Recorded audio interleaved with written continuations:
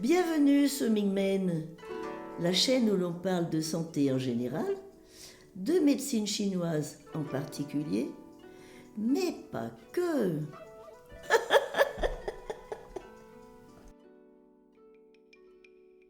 Bonjour, bienvenue dans ce nouvel épisode de Mingmen, les secrets de la porte de la vie, votre espace de découverte dédié à la médecine traditionnelle chinoise, à sa philosophie et à sa vision globale du vivant. Aujourd'hui, nous allons explorer un concept fondamental, sans doute l'un des plus connus de la pensée chinoise, le yin-yang. Je suis Sylvain Castagnet, je suis praticien de médecine chinoise à Saint-Genis-Laval, en région lyonnaise. Vous connaissez sûrement le symbole, vous savez, un cercle partagé en deux moitiés, noire et blanche. Mais derrière ce symbole simple se cache une théorie vaste, subtile, applicable à tous les domaines. La santé, l'architecture, les arts martiaux, la stratégie militaire et commerciale, la musique, la psychologie et même notre manière de vivre. Aujourd'hui, je vous propose de comprendre son origine, son lien avec le Tao, son évolution dans l'histoire, sa structure profonde et ses applications concrètes dans nos vies modernes. Installez-vous confortablement. Ensemble, nous partons explorer la dynamique qui structure l'univers.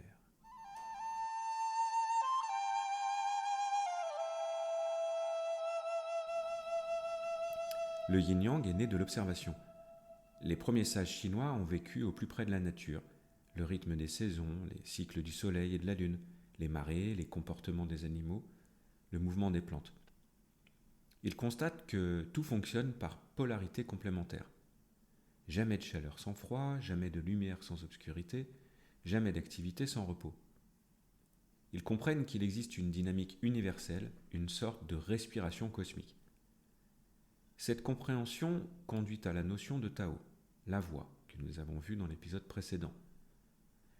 Le principe invisible qui régit la transformation constante. Le yin-yang, c'est une expression du Tao.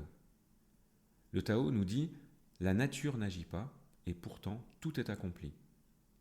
Cela signifie que les phénomènes suivent spontanément la dynamique du yin et du yang, sans effort forcé. Le yin-yang n'a donc rien de mystique, c'est un langage pour décrire les cycles naturels.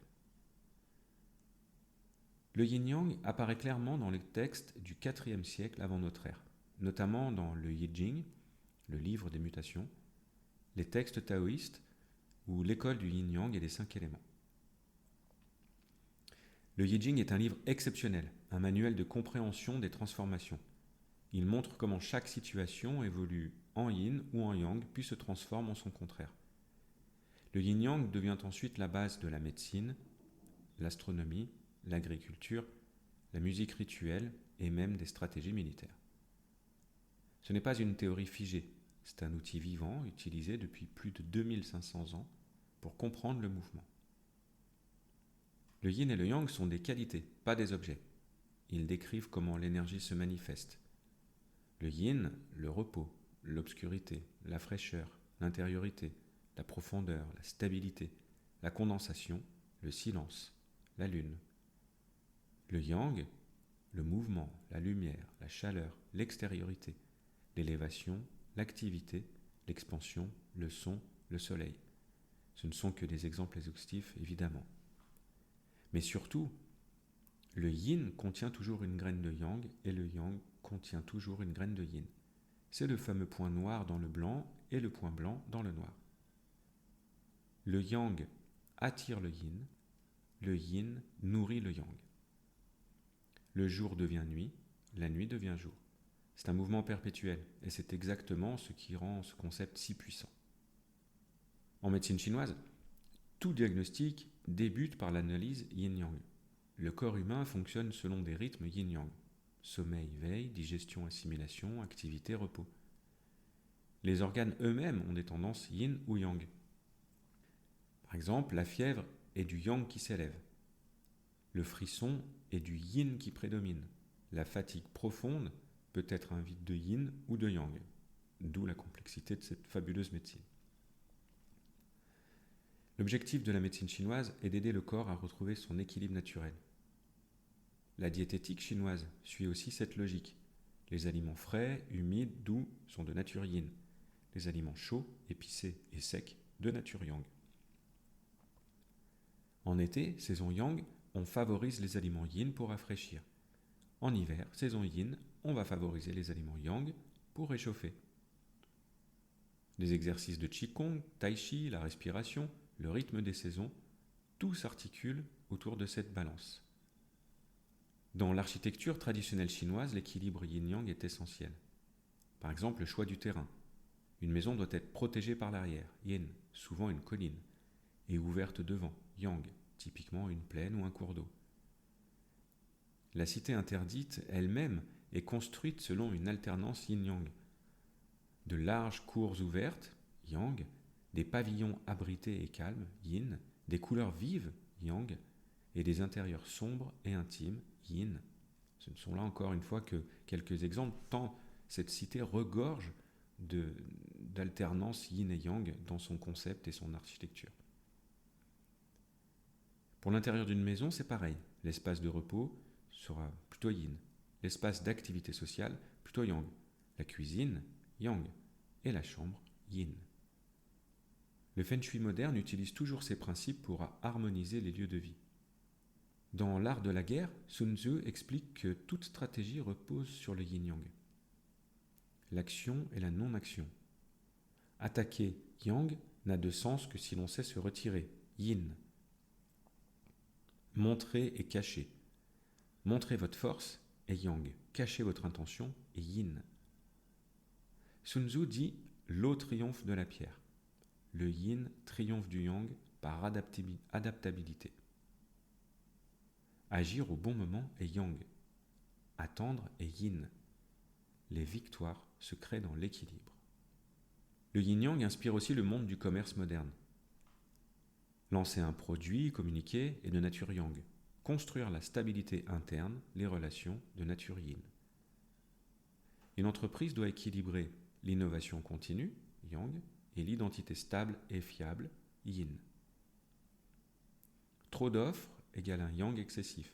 Trop de prudence, un yin excessif. Le bon équilibre crée une stratégie fluide. Prendre l'initiative sera yang. Écouter, comprendre sera yin. Dans le coaching et le leadership, on retrouve ce même principe. Mener yang, soutenir yin. Le yin-yang est omniprésent dans la création artistique. Par exemple dans la musique. Les silences sont yin, les notes sont yang. Le rythme stable yin, l'improvisation yang. La beauté d'une composition vient de la complémentarité des deux. En peinture chinoise traditionnelle, le vide yin donne sens au plein yang. L'encre noire yin s'oppose au papier blanc yang. La montagne solide yin répond au ciel ouvert yang. En littérature, le yin est l'intériorité, l'émotion, la profondeur. Le yang est l'action, le mouvement, le dynamisme. Les arts martiaux, eux aussi, sont une incarnation directe du yin-yang. Le tai chi, par exemple, est une forme en mouvement basée sur l'alternance yin-yang. Poids sur une jambe, puis sur l'autre, relâchement yin, puis action yang. Inspiration yin et expiration yang. À chaque geste, les deux forces se complètent. Dans le kung-fu, l'attaque est yang, l'esquive est yin, la vitesse est yang, la stabilité est yin. Une force brute sans souplesse échoue. Une souplesse sans puissance s'effondre. L'efficacité vient de l'équilibre. Aujourd'hui, la théorie du yin-yang est présente partout. On la retrouve dans la médecine traditionnelle chinoise, dans le bien-être et la respiration, dans la psychologie, dans l'architecture, dans le management, dans les arts martiaux, dans l'enseignement, dans la philosophie, dans le design et bien d'autres domaines encore. C'est un langage universel de compréhension du vivant. Aujourd'hui, notre société est très yang, rapide, connectée, stimulante, exigeante. Nous passons d'une tâche à l'autre, nous vivons dans la lumière artificielle, l'activité permanente. Le yin-yang nous rappelle quelque chose de fondamental. La santé et l'équilibre naissent de l'alternance.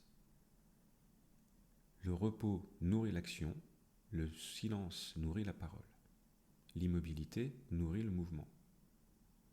Revenir au yin, c'est se reposer, respirer, prendre du recul, écouter le corps.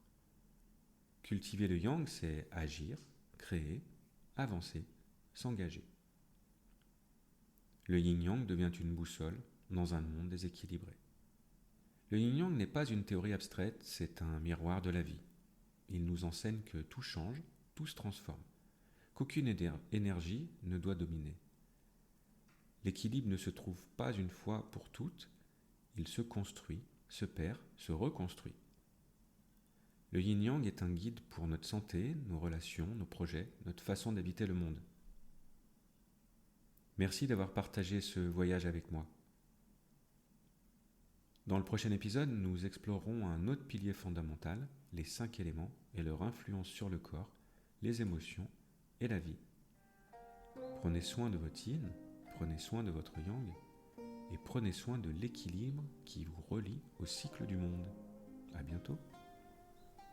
Un immense merci à vous d'avoir pris le temps d'écouter cet épisode. J'espère que vous avez pris autant de plaisir à l'écouter que moi j'en ai eu à le préparer et à l'enregistrer. Si vous le souhaitez, vous pouvez me laisser un commentaire. Et je vous invite également à vous rendre sur mon site internet. Le lien est en description.